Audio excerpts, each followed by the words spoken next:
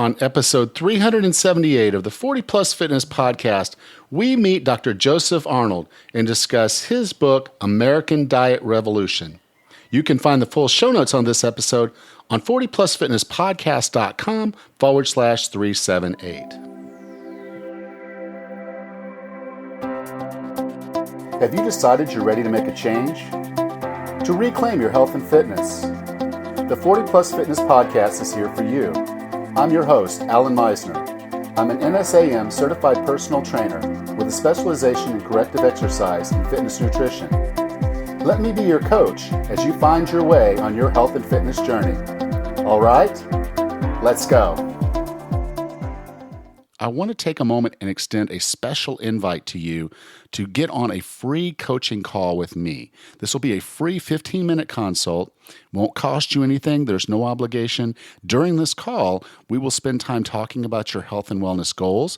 We will set some strategies. I'll help you get unstuck. We'll figure it all out. In just this one short call, I want to show you what I'm capable of doing for you, and I want you to have the best year ever. So go to 40plusfitnesspodcast.com/15min. Again, that's 40plusfitnesspodcast.com/15min. And you won't be sorry.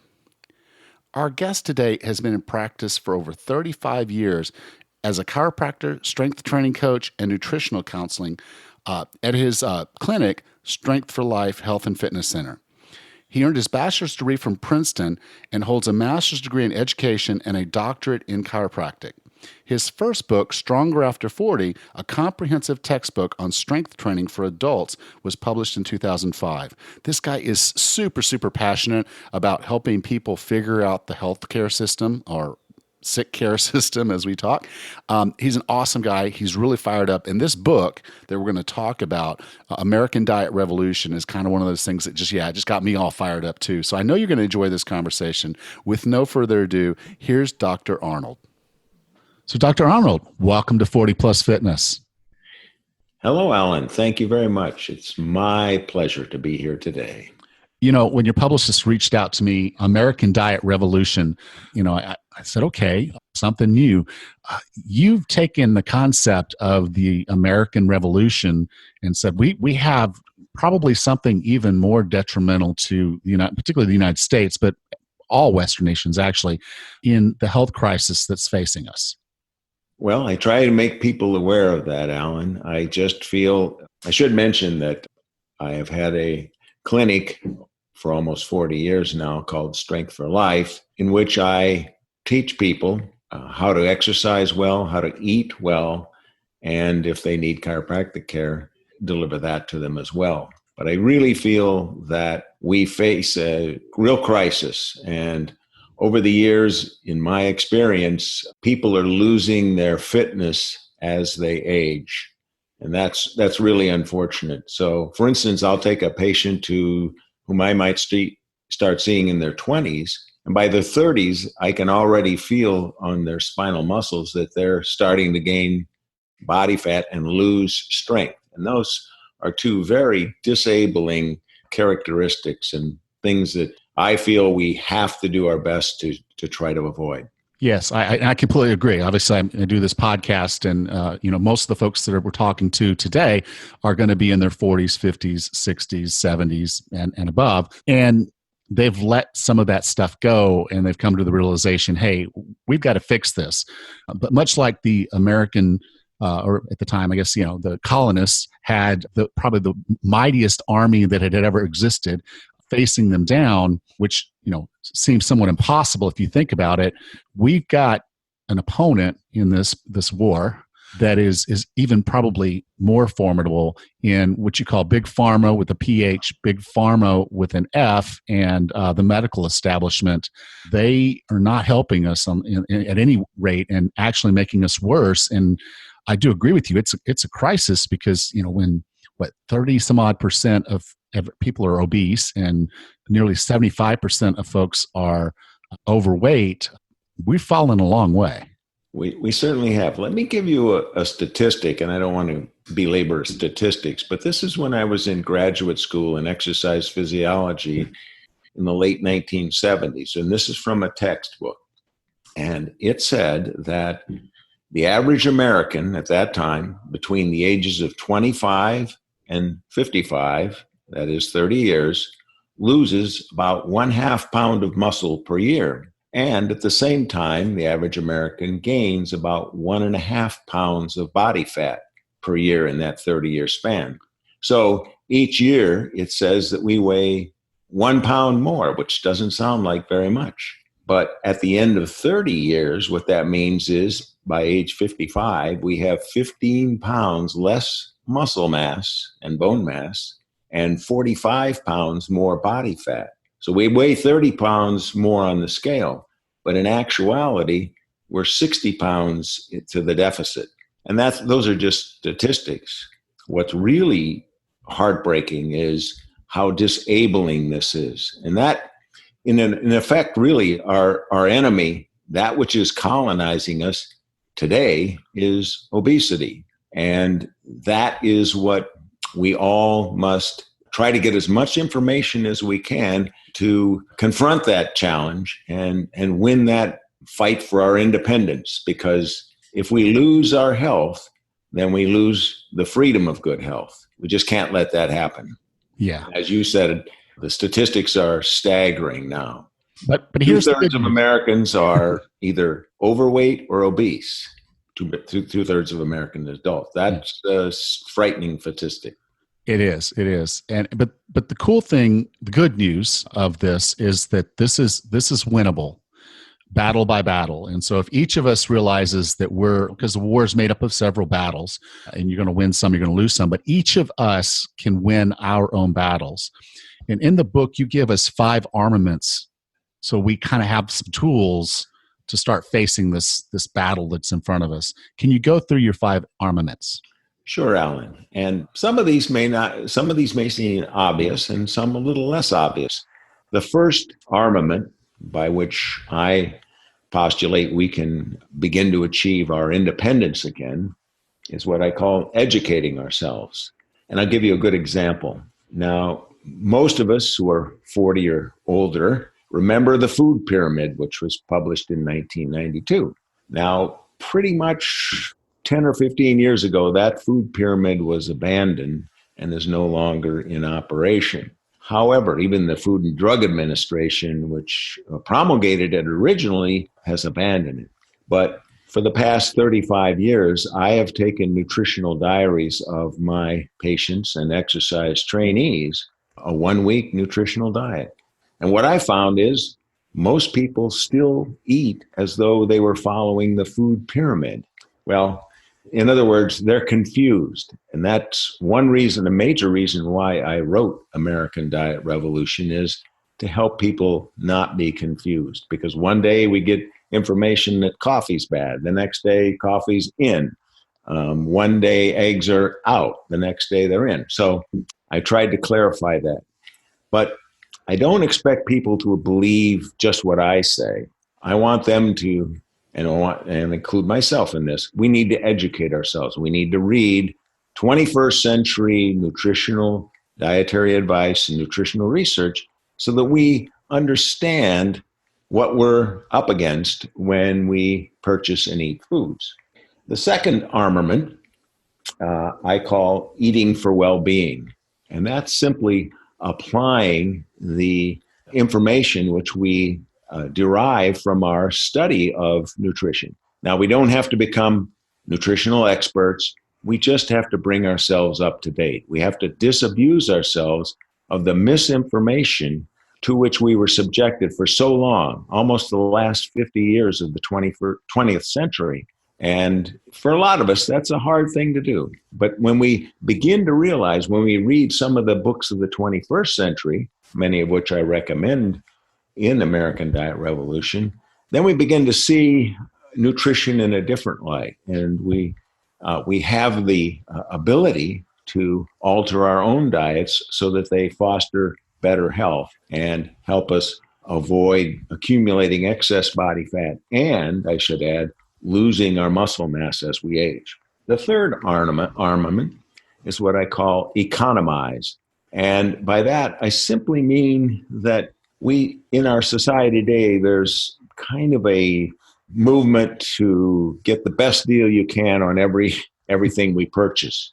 Well, we have to be very careful about that with food, because it's very easy for sellers of food to manufacture cheap food, which is inexpensive to buy, but in the long run is very detrimental to our health. And I think anyone who's paying their health insurance premium knows that it's a lot more expensive to buy health insurance now than it was 20 years ago. And a major reason for that is the food. So we don't want to necessarily buy the cheapest food. We want to buy the best food. And in American Diet Revolution, I try to help people begin to understand what qualifies as the best food. The fourth armament is what I call ecologize. And by that, I want people to start to look at what we eat in a little broader context. And that means in terms of the environment. What we eat is our internal environment. What we dispose of outside in trash or plastic, that's our external environment. Well, in my opinion, and in the opinion of many of the progressive 21st century nutritional writers, a lot of the toxic foods we're eating constitute internal pollution. They're causing havoc inside our bodies, just as throwing plastics into the ocean causes external problems. And then the fifth armament of liberation from obesity and the loss of muscle mass is exercise. And of course, that's my own prejudice, but I can tell just from talking to you and listening to your other podcasts that you are a strong advocate of exercising, not less as we age, but actually more and more intelligently. So those are the five armaments that I feel we can use to liberate ourselves from the obesity-causing foods that we've been consuming for so long. Yeah, and you know, as I went through that, I putting each of them in place and thinking about them from different perspectives, and you know, the fact that they can make processed foods so cheaply. You know, if you actually made your own bread, and we'll talk about grains in a minute, but if you actually made your own bread, you would probably spend on ingredients 4 or 5 times what a loaf of bread costs. The reason they can do it is they're putting things in there that are cheaper substitutes for what is real food, and that's actually costing you in health. And then kind of beyond that, you could sit there and say, well, okay, so I'm going to eat something healthy. Well, I'm going to eat some almonds. Well, I live in Florida. The almonds are grown in California or potentially somewhere else in the world, and they're shipped here. So I'm in effect causing some other things to happen in the world that if I just shopped locally and ate what was in season, and you know, it's not wrapped in plastics or shipped in a box, so I'm actually doing these things that are more beneficial to the world in general, and I'm getting higher quality food to put in my own body that's more nutritionally dense. It's kind of this win-win. I agree, Alan. I think you've hit on a very important concept, and that is eating more locally grown foods, cutting down on the transportation pollution, but also supporting our local communities, the local growers, especially those who have gone to organic food raising, and they need to be celebrated. They are our local champions. They are the heroes of our local communities, and I think that's part of the whole revolution. If we think back to the American Revolution, it didn't start as like a nationwide movement to liberate ourselves from England. It started in local communities where people wanted to exercise their own freedom, their own right to self-determination, or in the case of Boston, not to pay an excessive tea tax. Yeah. I think it was probably a lot more than just a tea tax, but that was a good firing shot. And I think if you're talking to your doctor and your doctor is telling you you need to lose weight, or your blood pressure is too high, or your cholesterol is too high, this is your tea tax moment. This is the moment to say, hey, I've got to do something about this. And you said something that I think was really important in the education piece, is that the science that was in place before the 21st century much of that was produced by the sugar industry or by the grain industry or whomever that seemed to have a little bit of a bias. And I know now in the 21st century, we have a lot more independent speakers that are coming out, and they're doing some really cool studies that are follow-ups on what we were told that we should be eating. And that's why we're getting what really feels like conflicting information today. In the book, and I don't want you to go through all 15 of them, but if someone was going to go when they're on Amazon ordering your book, can you name a few other books that they should consider looking up as a part of this education? Sure, Alan. I'd be happy to do that. I think, and what I advise my exercise trainees to read first is a book by cardiologist William Davis called Wheat Belly Total Health. And the reason I think that's important is Dr. Davis reveals some very precise ingredients especially in wheats, that we as individuals always assumed were healthy for us, but which when we look at how they're digested by human beings actually cause havoc in our gastrointestinal systems. Now, that sounds a little bit heavy-handed. The book is actually a lot more practical than that.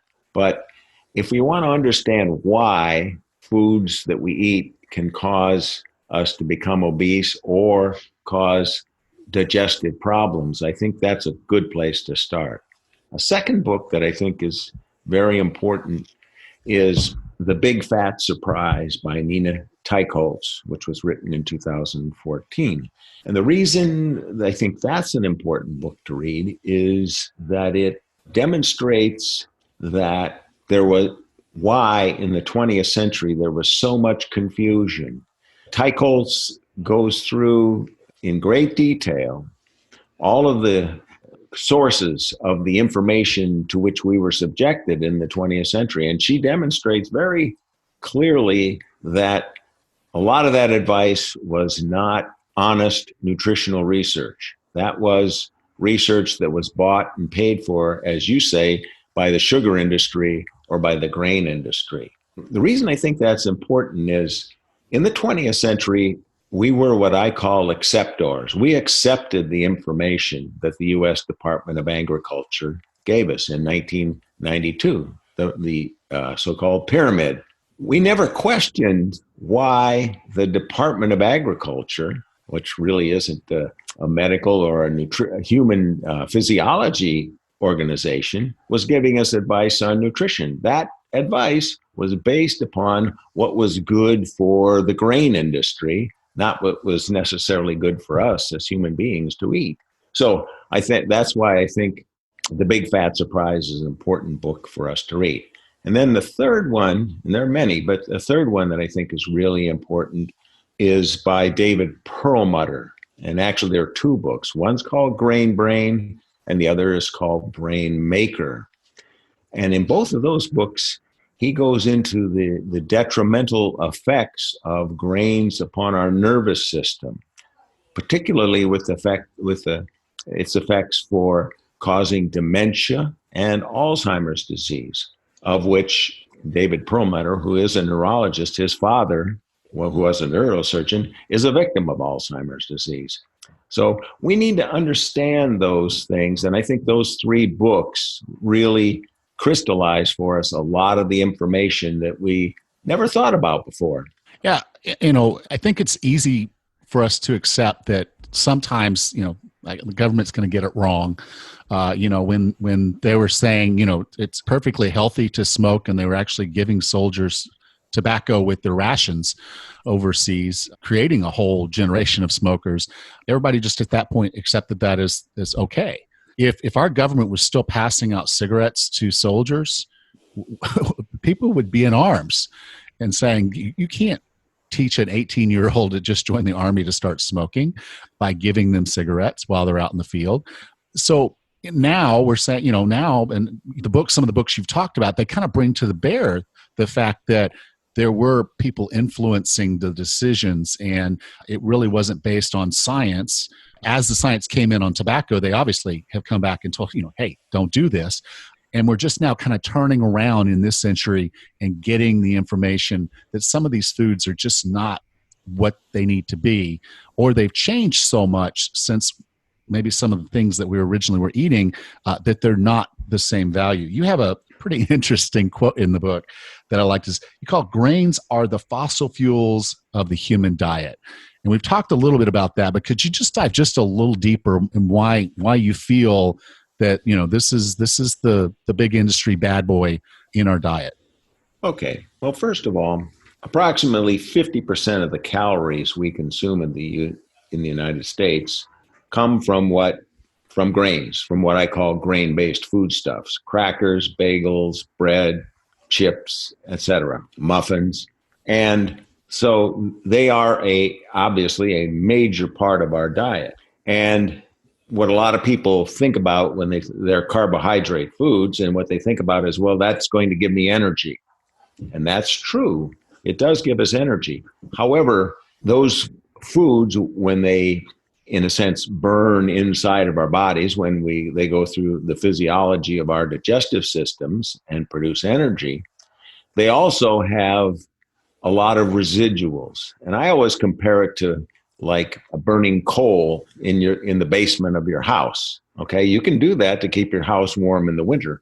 However, the creosote and the other byproducts of combustion of coal are detrimental to your health. Well, in grains, as William Davis points out in Wheat Belly Total Health, there are a lot of residuals that cause damage, permanent damage, in our bodies. One good example is a protein in wheat called wheat germ agglutinin. It's what's known as a lectin protein, and it's virtually indigestible in the human body, and it accumulates. And if we look at what happens with these accumulating undigestible proteins, many of them combine with sugars in our bloodstream and eventually end up deposited in areas of our body that we don't want them. In our joints, they cause arthritis. In our eyes, they cause cataracts. In our brain, they cause dementia. Okay?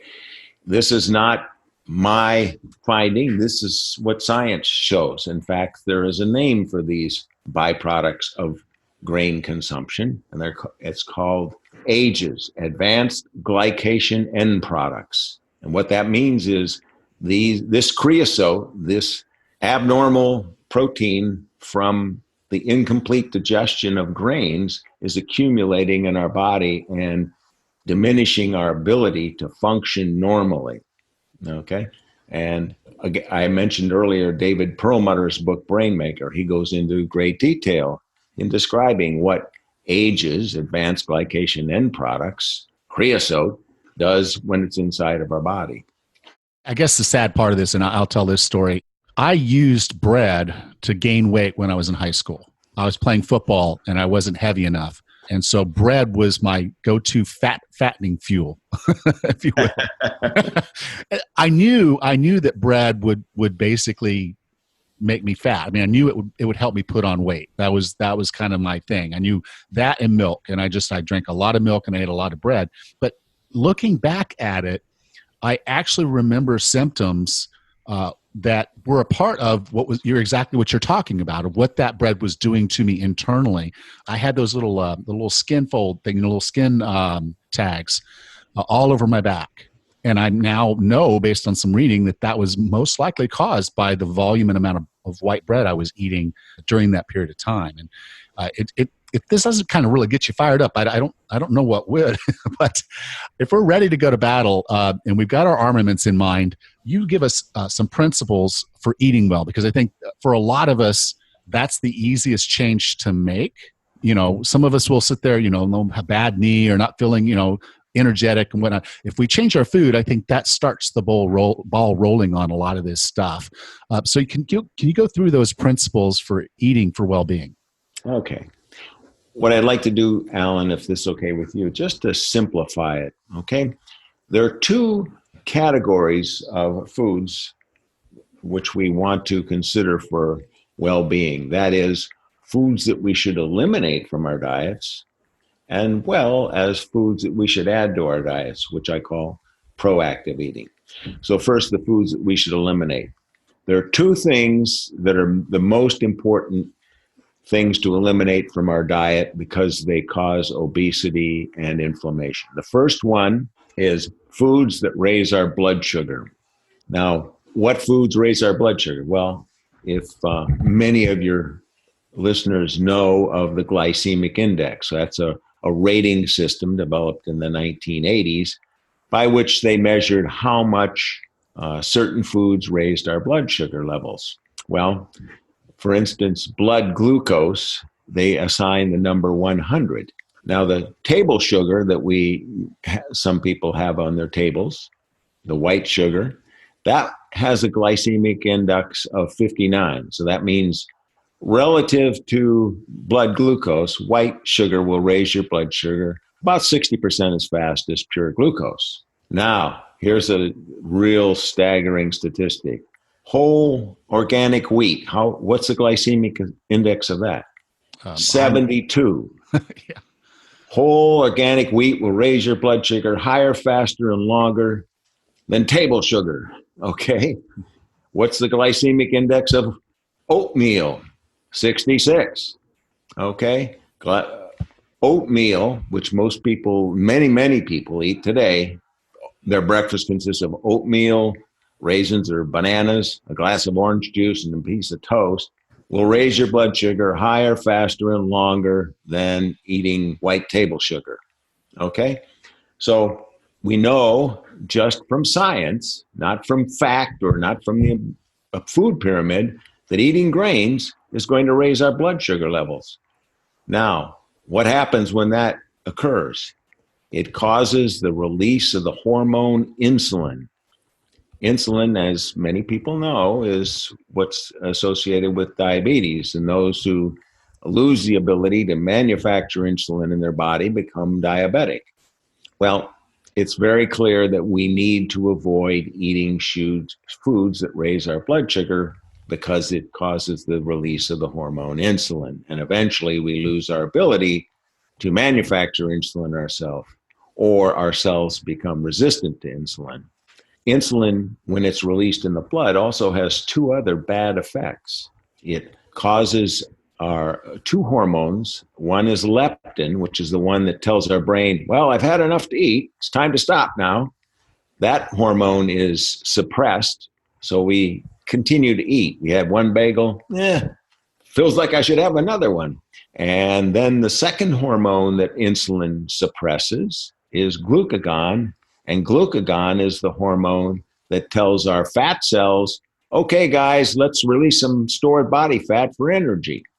So raising our foods that raise our blood sugar are very detrimental. And the champions of that are grains, especially wheat, corn, and oats. Okay? Okay. The second thing we need to eliminate from our diet, principles of eating well, are foods that cause inflammation of the gut. In other words, they cause indigestion, gas, inflammation of our small intestine, ulcers, etc. What foods are champions of that? Well, the champion of all is wheat. Wheat, why? Because there are indigestible proteins that ferment in the small intestine and cause gastrointestinal problems. So those are the two things we need to eliminate from our diet. But just as importantly, we need to add some good foods to our diet that haven't been there. Now, one of the premier examples of that, and what I call proactive eating, are foods that have beneficial bacteria. We have in our digestive system, in our colon, at any one time, somewhere between 3.5 and 5 pounds of bacteria. We coexist with bacteria and have for about, at least since we've been Homo sapiens, which is 200,000 years, but scientists can really take it back about 2 billion years. But the point is, those bacteria in our gut are essential for our lives, okay? We don't operate efficiently. We don't digest food well. We don't stop viruses as well if we're deficient in beneficial bacteria. Where can we get beneficial bacteria? One of the best places is sauerkraut or other fermented foods, and also eating organic foods. If we eat organic foods, they have a lot of these beneficial bacteria in them. If we eat foods that have been subjected to herbicides and pesticides in the field, that killed a lot of the beneficial bacteria. So we become deficient in the bacteria we need to function normally as human beings. Okay? Yeah. And then another example of proactive eating is making sure that we get the essential nutrients that we need for energy. And one of those essential nutrients are good fats, as for instance in avocados or in egg yolks. And a lot of us have been brainwashed over the years to avoid fat, to get, if you remember back to the 80s, 70s, they sold skim milk or low-fat yogurt or non-fat yogurt. And still today, you can get many of those products. But those products actually deprive us of the energy foods we need in order to function optimally as human beings. So those are just a couple of examples of foods that we should add to our diets, and a couple of types of foods that we should eliminate from our diets. And I think that's really simple is, let's start cutting out the foods that are not serving our purpose, that are causing inflammation, that are causing excessive insulin release into our blood and causing problems. And that's why we have the weight gain.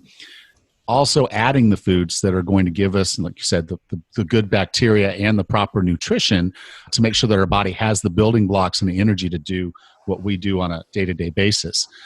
A lot of folks will sit there and say, okay, I'm going to make this change. And they start making the change. And then this little problem called willpower starts to get in the way. And it gets nighttime and they're like, I still want my little chocolate ice cream, or, I want my little Debbie's cake at night, or whatever your thing is. For me, it would be peanut M&Ms. If they were in the house, I would have some probably every evening. It's very hard for me to avoid them. There's actually some in the house right now that I've been avoiding them like the plague. I hid them in the pantry so my wife can get them when she wants them, but I don't want them out. You have some tips in the book to help us avoid nighttime sweets. Yeah, I'm glad you brought that up, Alan. That's good, because we all face that challenge at the end of a day, maybe not feeling quite satisfied with all the things we've eaten, or probably also staying up a little later than we should and getting the munchies. So one of the things that I've found over the years in helping my patients and exercise trainees with this problem, and to be quite honest myself too, is what I call the 6 nighttime weapons of fat mass destruction. And what they are is little techniques to not to deprive us of food at night, but to alter the way in which we face our snacks. Okay, so let me just give you a couple of examples of the 6 nighttime weapons. The first thing we can do is after dinner, a lot of times after you've had the main course, you want, I really shouldn't eat something sweet, but I just feel on the tip of my tongue, I feel like I should have something sweet to kind of complete the deal here. So one technique, I've tried this myself and it will work, and that is to have something sour right away. And what I often do is just have 2 tablespoons of sauerkraut or a sour pickle. Now that sounds kind of crazy, but when you get a sour taste in your palate, it sometimes suppresses or even removes the desire to have something sweet. So instead, you may want to have another pickle, but that's not a problem, or another taste of sauerkraut. But those foods, of course, are not going to cause us to put on body weight. The last thing we want to do is eat a lot of calories late in the evening that then will sit there overnight while our foods should be digesting. And it's very hard to eat too much sauerkraut. I mean, that's true. Very, very good point. Now, the second weapon of fat mass destruction is what I call herbal teas. Now, you could have black tea too, but that might keep you awake. An herbal tea is just usually made with herbs from botanical plants and flowers. And if you can find a tea that really pleases your palate, it will oftentimes satisfy that. Now, in my own case, my favorite is licorice tea because it is sweet. And sometimes, just having licorice tea is just enough to really satisfy my desire for something very sweet. But other people may find a sour herbal tea. I think there's one called by Celestial Seasonings called Red Zinger. And again, that'll create it gives you a lot of flavor and a lot of water at the same time. So it's kind of fulfilling, and it distracts you from wanting to get a dish of ice cream or a piece of cake or pie or something like that, or some M&Ms. The third technique is the third weapon of fat mass destruction is having a good fat. Because a lot of times what we want is something that's flavorful, and fat can often satisfy our palates, and not raise our blood sugar, whereas obviously sweet foods would. A good example is what are called high cacao chocolate. Now, you can buy bars now that are up to 95% chocolate. To me, that's a little bit too much. It almost tastes like the baker's chocolate that I tried to steal from my mom's cupboard and found out was very bitter. But there are grades from about 60 to 65 to 70 to 75 to 80, and you can work your way up into the 90s. And the higher the cacao content, that is, the more chocolate, the less sugars in them. A good high cacao content chocolate bar might be 85 or 90% cacao and have only 2 or 3 grams of sugar in half of a large bar. So that's not going to raise our blood sugar. So that's a good alternative, especially if you can kind of put it on your tongue and just savor it for a while. Another good example is dried coconut flakes or just fresh coconut. It has a sweet taste, it's very chewy, and it has a lot of beneficial fats in it. So it's very satisfying. Plus, you have to chew it forever. By the time you have a few pieces of fresh coconut, your jaws have had a workout and you don't really feel like eating too much more. Now, if all those tactics fail, then we can bring on the heavy artillery. One thing that I used to do in college when I had the munchies at night is I go in and I'd brush and floss my teeth.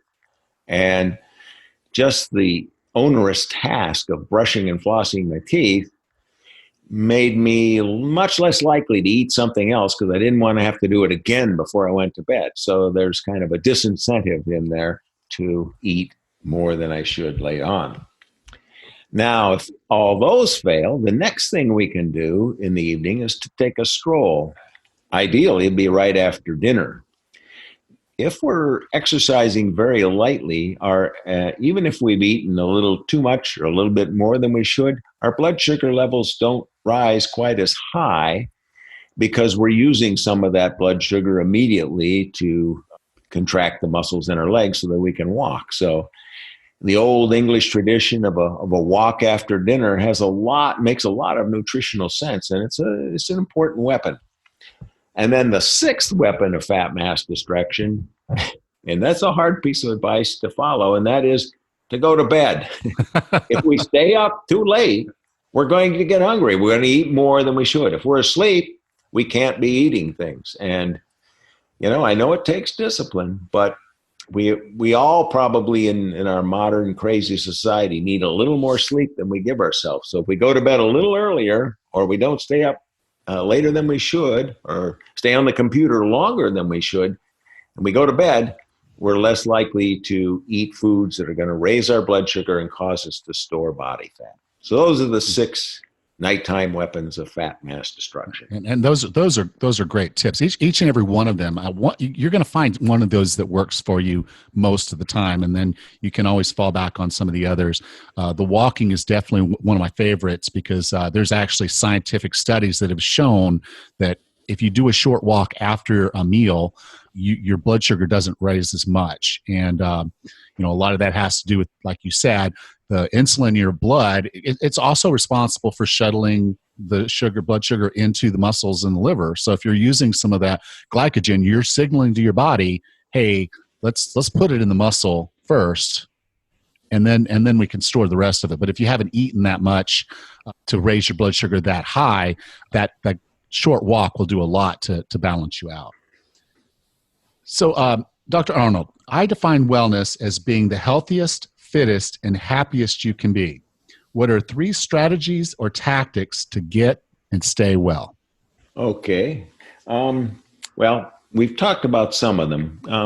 I would say the first and most important one is to exercise. And I say that because I think in our modern technological world, we exercise far too little.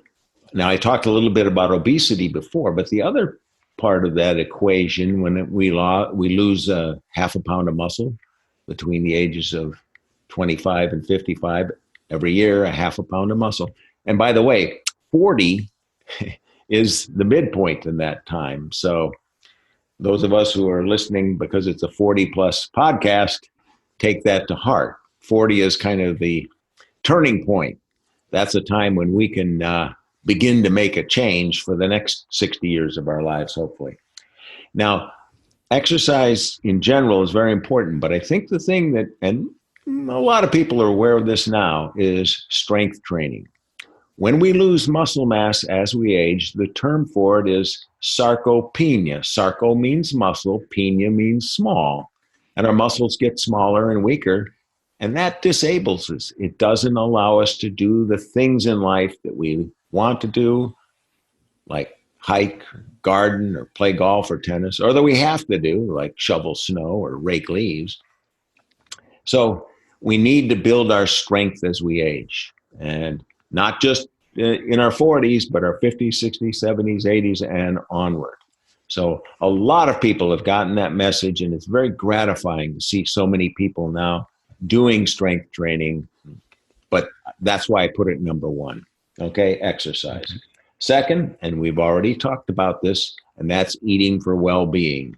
Eating foods that enhance our digestive system, that give us the energy we need, the proteins we need to rebuild our cells every day, and eliminating the foods that are toxic to our bodies. And then the third tactic, which, and again, I think many of your listeners are already thinking of this, and that's what I'm going to call rest, relaxation, and loving interaction with those who are around us. Okay, our bodies need rest. We need to get enough sleep. We need to relax a little. But that the third element there is loving relationships with the people around us. That is something that nourishes our souls and inspires us to keep doing all the things that we do and that we find meaningful in our lives. So those are the 3 most important tactics in my opinion. Yeah, I like those. Thank you. So, Dr. Arnold, if someone wanted to learn more about you and what you're doing, learn more about the book, where would you like for me to send them? Thank you for asking, Alan. My website, the website of my clinic, is called strengthforlife.com. And that's with the letter FOR, not the number 4, strengthforlife.com. Okay. Well, you can go to 40plusfitnesspodcast.com/378, and I'll be sure to have that link there. So Dr. Arnold, thank you so much for being a part of 40 Plus Fitness. Alan, it has been a delight, and I really thank you for all your insightful questions and provocative questions. You really made this a very enjoyable experience. I appreciate it.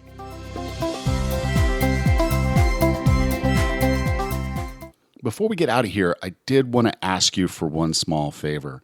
Would you go to 40plusfitnesspodcast.com/Patreon? That's Patreon.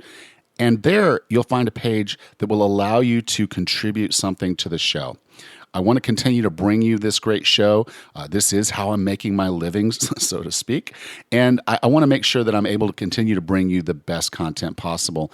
And if you would just give even $1 a month, that would do so much to help me spread the word and keep this going. So if you want to be a part of the 40 Plus Fitness podcast mission, just go to Patreon, and you can find it through 40plusfitnesspodcast.com/Patreon. And that'll take you to the page where you can contribute. If you contribute at certain levels, there are things that I'll do for you. So there is, some incentive there to consider a little bit more if you can. But my base level is just $1 an episode, and if you can do that for me, really, it means a lot to me. I'll acknowledge you on the website. I acknowledge all the patrons, and I really appreciate those of you that have contributed. But if you haven't checked it out yet, please go to 40plusfitnesspodcast.com/Patreon. Thank you. Next time on the 40 Plus Fitness Podcast, we meet Brenda Schaefer and discuss her book, Aligned for Success. Until then, have a happy and healthy day.